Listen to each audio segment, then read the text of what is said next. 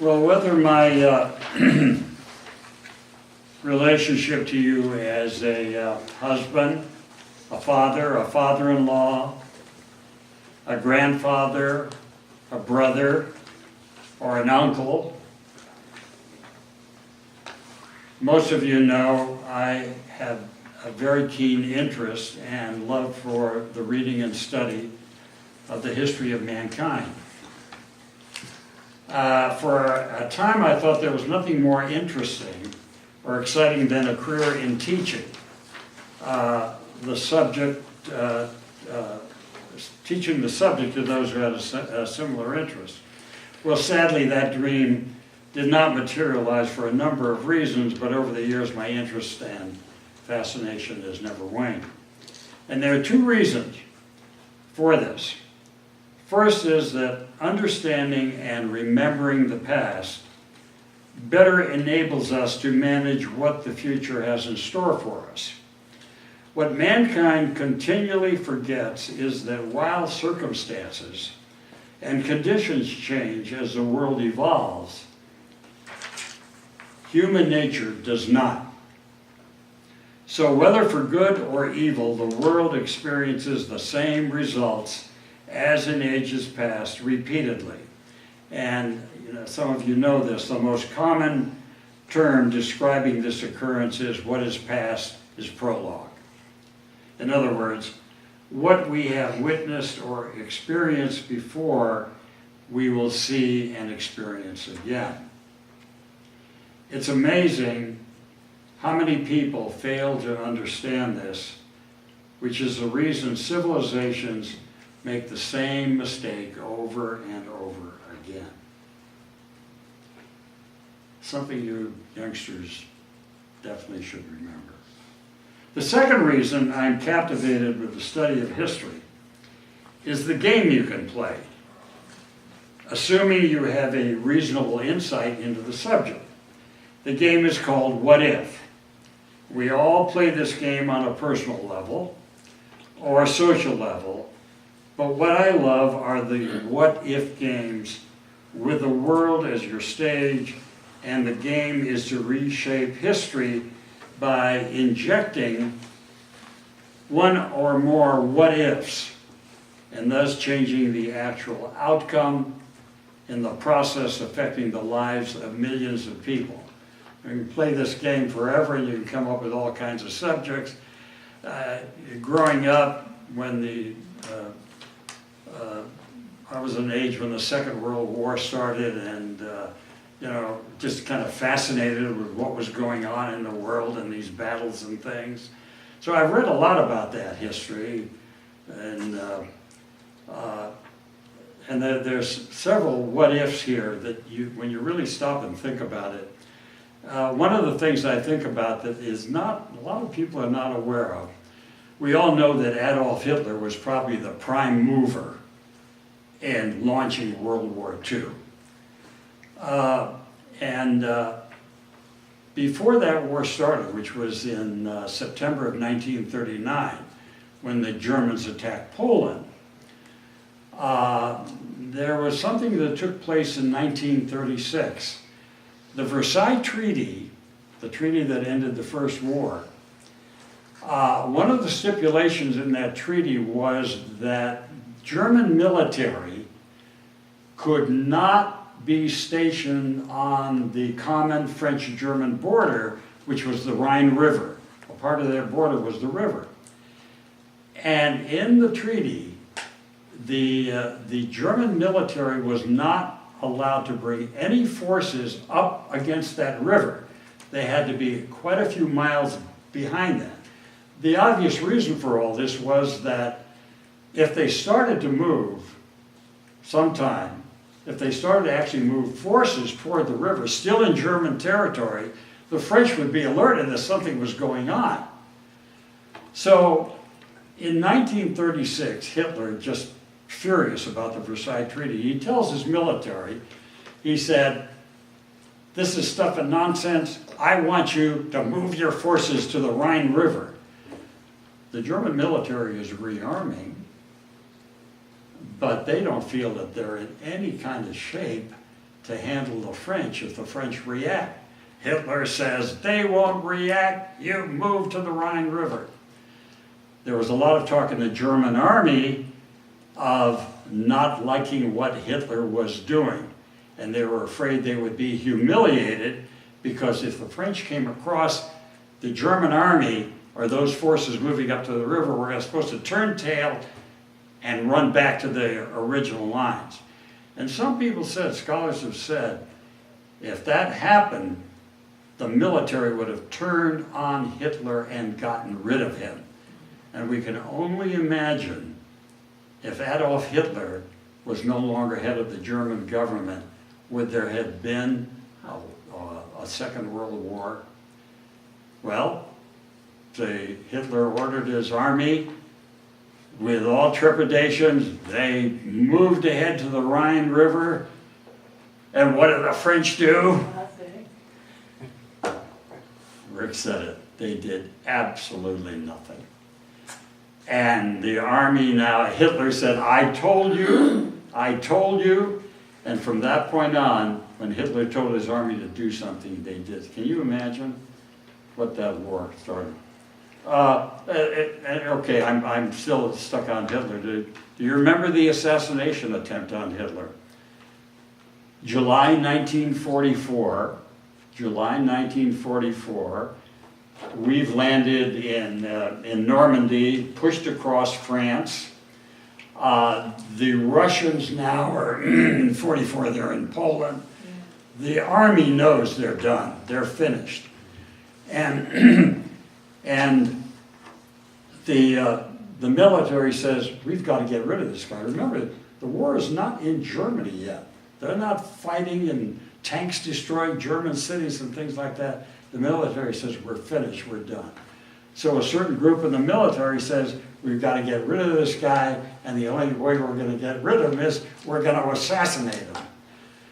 So a group of these people put this plot together, and Colonel, I think it was von Stauffenberg was his name, a colonel, Klaus von Stauffenberg.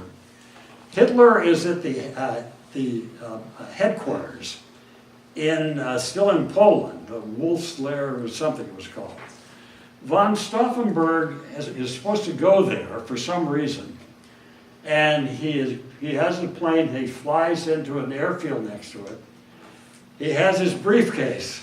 Inside this briefcase is a bomb. He walks into this room where Hitler is having his briefing about how things are going. He takes the bomb, he's got it in a suitcase, and he's able to find a space right next to Hitler.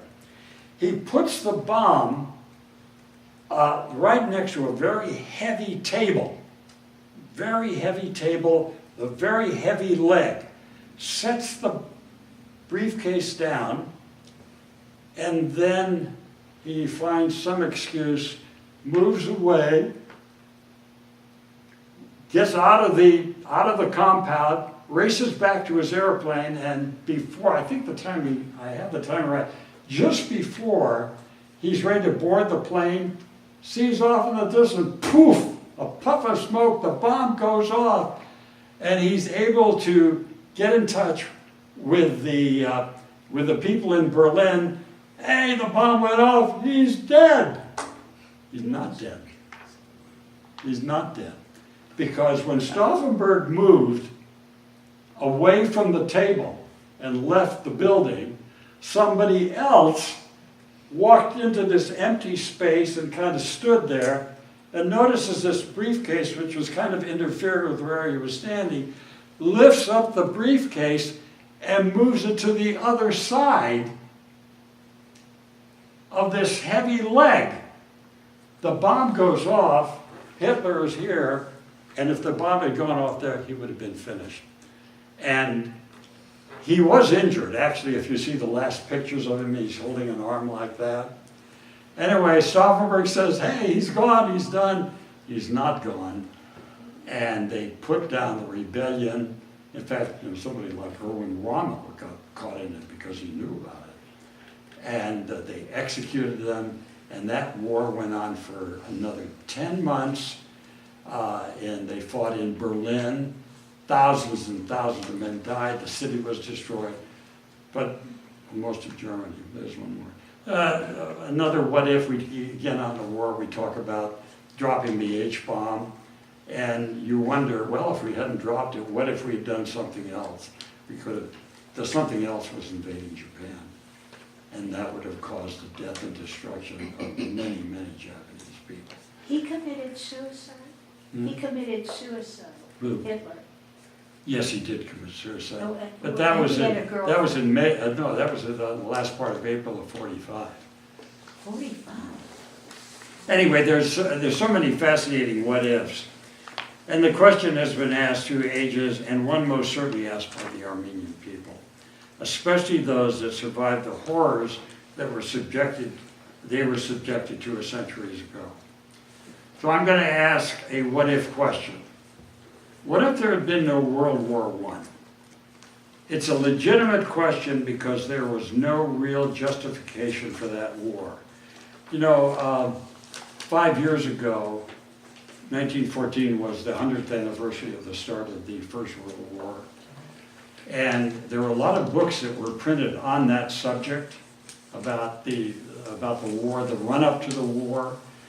I've read an awful lot of books on that subject, and you come away with there was absolutely no justification for that war. They were fighting over who was going to have more battleships. They were fighting over who was going to have colonial territories in Africa. None of them were threatening each other.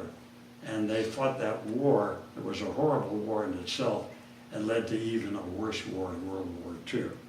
It's a fabulous subject, and you young people, that's a part of history you really should read. It'll tell you an awful lot about world politics. Anyway, before that war started, the Ottoman Empire, one which had lasted for centuries, was dying. The Ottoman Turks had come out of Central Asia, and you want to do another job, Nima? Sure. There's maps there. There's 3 maps there. And before you, go ahead and pass them out, but let me just finish my comments here. There's 3 maps. Anyway, before that war even started, the Ottoman Empire, which had lasted for centuries, was dying. The Ottoman Turks had come out of Central Asia in the 13th century. In 1453, they occupied Constantinople. And some of you, if you're familiar with that history, know that was the end of the Byzantine Empire and the end of the Christian Empire. We'll refer to the map in just a minute, okay? So that was the end of the Byzantine Empire, and one that lasted for centuries, thank you, one that lasted for centuries, and one that replaced a Christian empire with a Muslim one. And then from Constantinople, they pushed into the Balkans, and by 1529, they had neared the gates of Vienna. And it seemed there was no force in Europe that could stand up to them, and as a result, much of Christian lands had come under the domination of the Ottomans. Does anybody know how remember how Vienna was saved actually from being occupied, being taken by the Ottomans? How?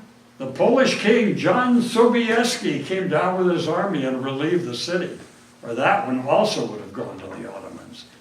So, and from that point on, they were able to stand them off. But fortunately for the Christians in the Balkans and the Armenians, the Ottoman rule was actually quite mild, and even though they were governed by an alien state, their culture, language, and religious beliefs survived. And that, of course, that's a very, very important point as to how these cultures were not subjugated by Muslim rule. And so if you look at the first map, you can see, I mean, these people were rather amazing. You can see not only did they take over, here you see Anatolia And there you see a reference to Armenia up here. But look how they pushed up into the Balkans. And all of these countries you know now as Greece, Romania, Bulgaria, Serbia, Croatia, Slovenia. All of this was all under the occupation of the Ottomans for centuries. Then slowly, and that's the first map. Don't look at the second map yet. Then slowly, steadily over the centuries, the Ottoman rule declined. This was partly due to an increasing degeneracy and corruption throughout the organs of the Ottoman government and bureaucratic structure. For centuries, it was amazing how long they held this power, but then suddenly things started to go wrong for them. Beyond this, there was the growing power of the enemies. Its enemies, for example, the Habsburg Empire, pushing back. And finally, there was the growth of nationalism, a powerful force encompassing pride in one's culture, language, and religion, and a force rejecting the alien power which governed them. And so that point about how mild their occupation was, and the culture and the language of these people, their religion had never died. And then eventually nationalism and their pride started to build up, and as they saw this empire weakening, they started to demand some independence. So on that second map, if you look at the first map, you see exactly, if you look up at the top left, the Austro-Hungarian Empire, how they had expanded.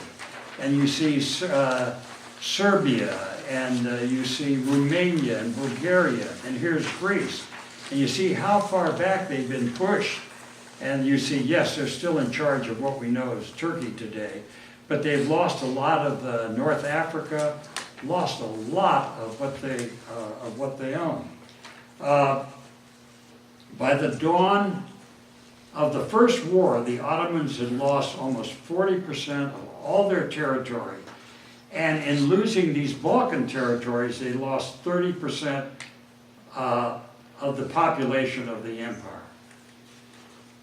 Okay, so now comes the war, and here's where the what-ifs come into play for the Armenians.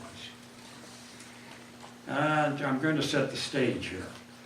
First, from the very beginning, as the Turks enter the war, and they joined the Austro-Hungarians in Germany against Britain and France and Russia. From the very beginning, as the Turks entered the war, they looked with great suspicion as to the loyalty of the Armenians to their cause. In the Balkans, they had lost most of their territory, which was mostly populated by Christians.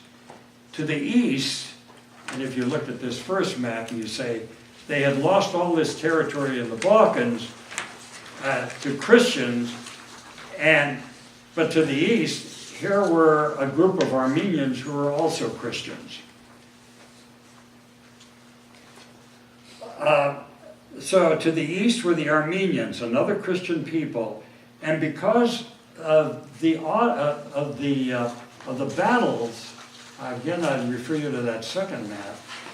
In the battles, if you look at the eastern part of the Black Sea, you'll see that there had been battles between Russia and the Ottomans, and the Russians had pushed the Ottomans out in lands where many, many Armenians lived.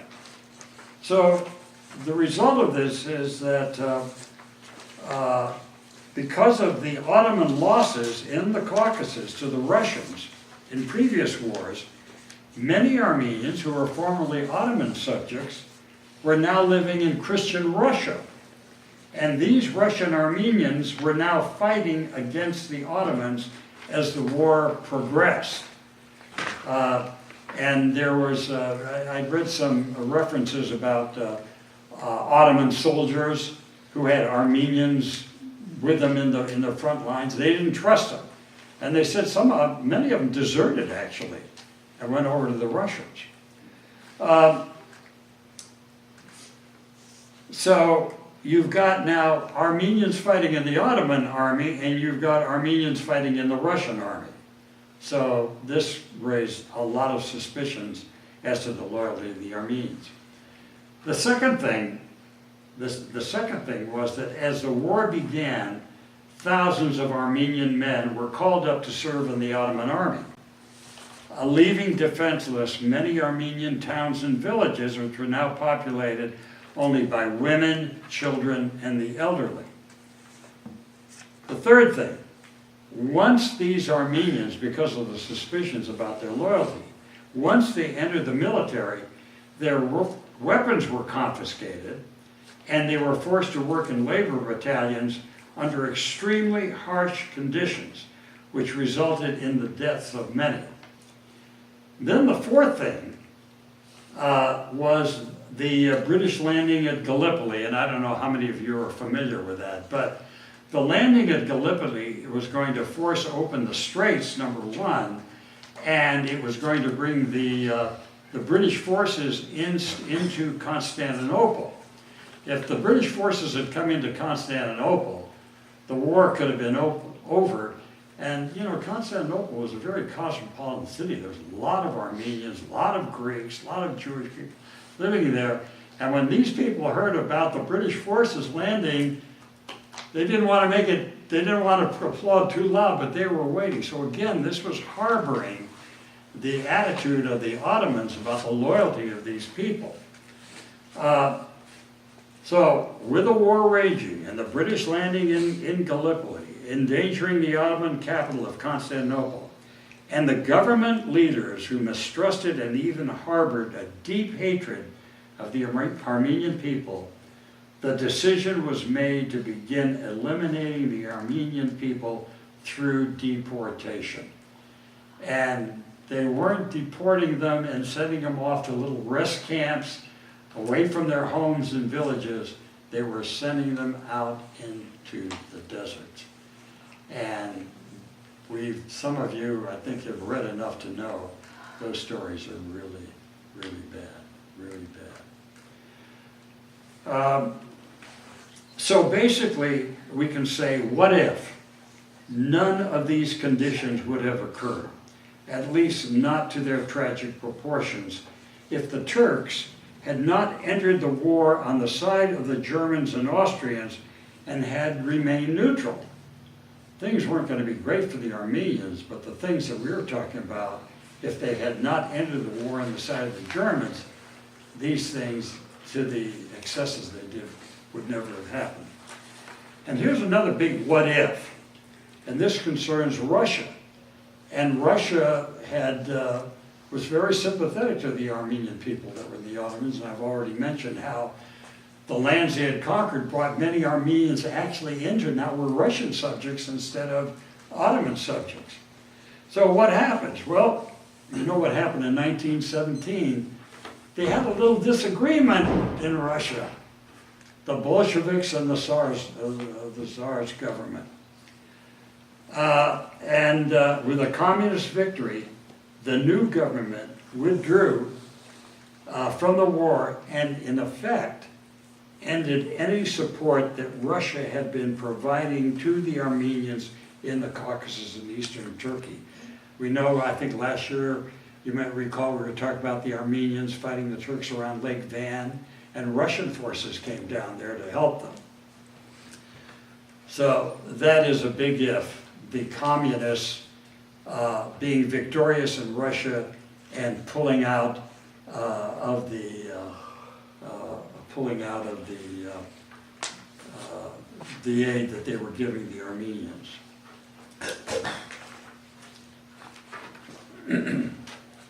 So what if the Russian Revolution had never taken place? Remember, in the Versailles Treaty, there was no Russians there. They had already made peace with the Germans a year before. The odds are they would have been very much involved in giving support to the Armenians for the creation of a new independent Armenian nation. And here comes another what if, and this was in ways the most critical.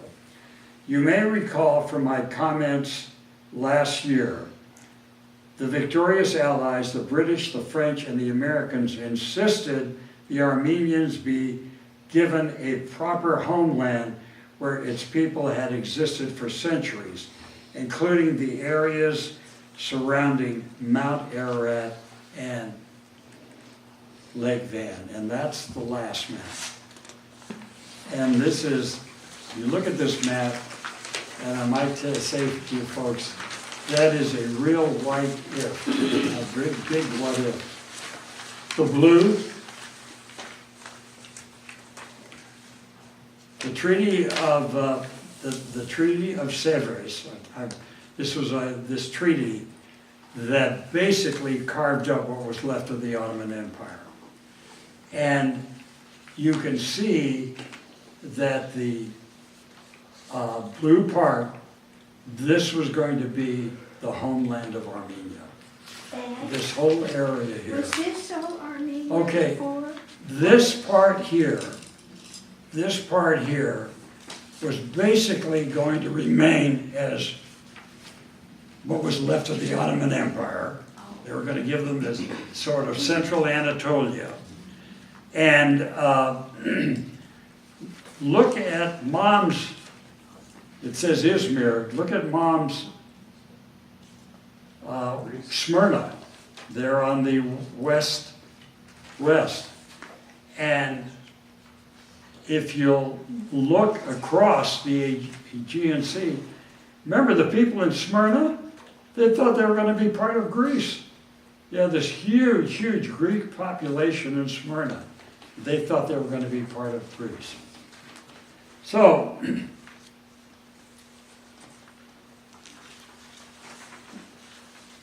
me just finish this off here.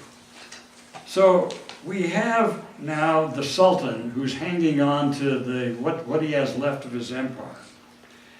And he tells Mustafa Kemal, who was probably the ablest of the Turkish generals, he tells Mustafa Kemal, he said, go back here, he said, gather all what's left of these Turkish forces, a lot of them brigands, creating all kinds of problems, raiding, looting Armenian towns and things because there was no authority. And he says, gather up these men and bring them back here. He's hanging on to what he's got left. He's hoping he wants to stay in Constantinople, which will still be the capital of his country. He says, bring them all back, and doing his best to curry favor with the Allied forces. What does Mustafa Kemal do? He looks at this treaty, he looks at the map, and he says, no way, this is the end of our nation, our empire. He puts together an army in the east, a new national army. He ignores the Sultan's orders. He eliminates whatever Armenian resistance there was, and there was nothing to stop it. Russian help had vanished, and the British and the French, and you remember Pop trying to get help from the French. The British and the French, exhausted by 4 years of war and great loss of life, had neither the will or desire to become involved, and they had more interest in gaining a predominant influence in former Ottoman lands such as Syria and Iraq, rather than involving themselves in the plight of the Armenians. So something the Armenians had dreamed of slipped from their hands. There's one other little sidelight to this. I haven't talked about the Americans. There was strong feeling about, in America, and from a lot of these missionaries and things that had come over, that the Armenians had to have a homeland, this old Christian nation. Well, then they said, well, we're an awful long ways from Armenia. And I think Wilson himself said, well, let's have a mandate. What we'll do is, yeah, they're thousands of miles away, but we'll guarantee their territorial integrity. And I have to say, I think a lot of Republicans thought this too. They said, what are we going to do with an old poor country like that? What are we? And by the way, the Americans were also very disgusted with the British and French because of their carving up and thinking, is this what we fought this war for? Their interest, they just simply had no interest about, in spite of the fact that they were getting news reports in the American press about what was happening to the Armenians.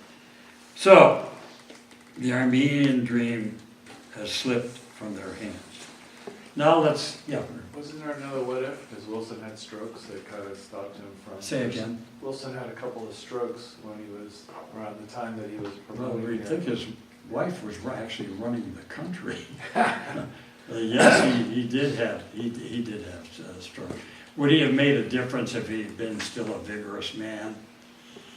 Probably not. The Republicans really had control of the Congress, and they were so disgusted about the British and the French. You know, they went over, saved the world for democracy. Now they've thrown the Ottomans out of these oil-rich countries and all that, and oh boy, commerce and this and that. And the Congress really was, they were very sickened by seeing this kind of demonstration on the part of these people. They hadn't learned much. So, unfortunately, and we were talking about this earlier today, I never found out from my father why he made the decision to return to Khachadourian after surviving the family deportation. Perhaps the majority of survivors wished to go back, and as pastor of his church, he felt it was his Christian duty to be part of the return. You know, Rick, I just, you know, we conjure about this, we wonder about it. But of course, you remember they think, hey, well, this was not going to include Khachadourian. This was not going to include Khachadourian. But still, there was a homeland there. And I think, and by the way, I didn't go into a lot of explanation. If you'll notice these blue lines here, this is the area that the French were supposed to be in military control over. And that's why Pop, when we say he went to see the French, he was really seeing the French. They were responsible for this area. But they had really no way of really having any effective military force pushing way up into these places.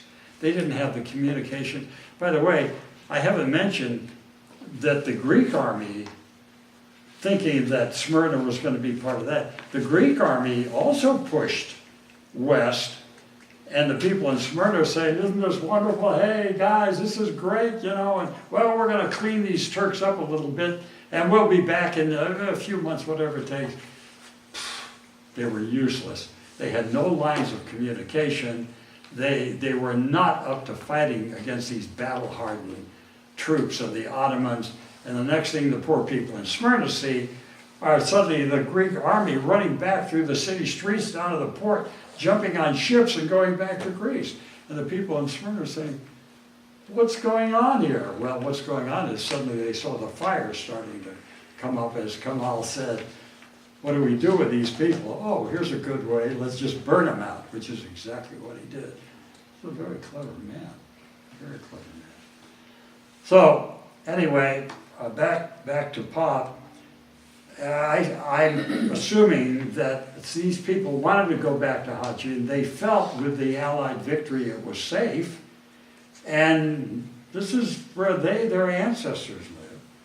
And so the decision, he felt it was his Christian duty to be part of the return.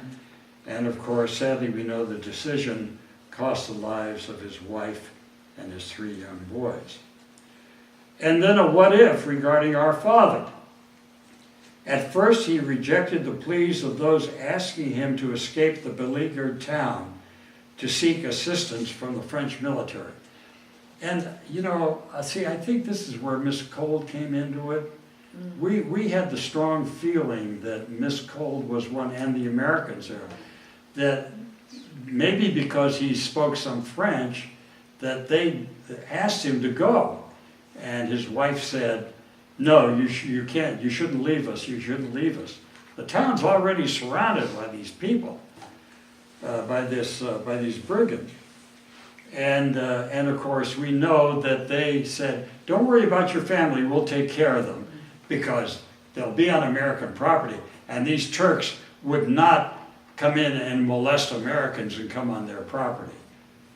Well, you know, these people were pulled out before Miss Cole was not there during the massacres.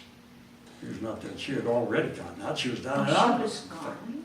Huh? She was gone. Miss She- Cole. They pulled the Americans out. Remember, we talked about the dispatches coming out about the encirclement of the town of Khachadourian in the New York Times, and that was in April of 1920, and the massacre happened in October. So they had pulled the Americans out, and she had ended up in Adna, where again she met Pop. So anyway, with that assurance, that's why he left. And we were mentioning earlier about on horseback at night. He got through the town was surrounded, and I do remember a reference. I don't know if you do, Gracie, that he got out at night. They waited till night to slip through the Turkish lines, but even they spotted him, and as he was leaving, he could get the bullets whistling over his head.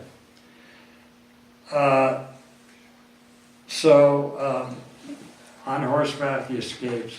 Of course, we know of course, he would have perished with thousands of others if he had remained with his family. And we would not be gathered in this chapel today. So many what ifs, but God and history decided that through the circumstances of our parents' lives, here they would end. They would lie side by side in this place, thousands of miles away from the land of their ancestors. So, shall we bow our heads in prayer?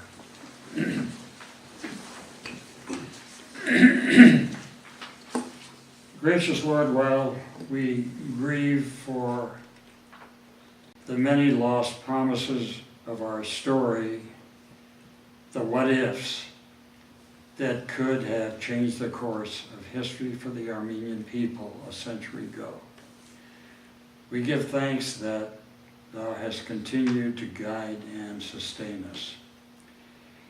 While a tiny piece of land continues to identify the home of the Armenian people, so many are now scattered throughout the world. Fortunately for us, those who survived the calamities inflicted on them were determined that no matter what place would be the start of a new beginning, our culture, language, and undying Christian faith would never be abandoned, and for this we owe to them a great debt of gratitude. Lord, we look over the ancient lands, now void of our ancestors. But as long as Mount Ararat stands majestically looking over their former homes, so too does their lasting spirit, a reminder to us of a proud and resourceful people. Finally, Lord, we close with a message of the Apostle Peter to the early Christians, and so pertinent to the history of our people and the martyrdom of so many. From 1 Peter, after you have suffered for a little while, the God of all grace, who called you to his own eternal glory in Christ, will himself complete, confirm, strengthen, and establish you. To him be the power forever and ever. May it ever be so.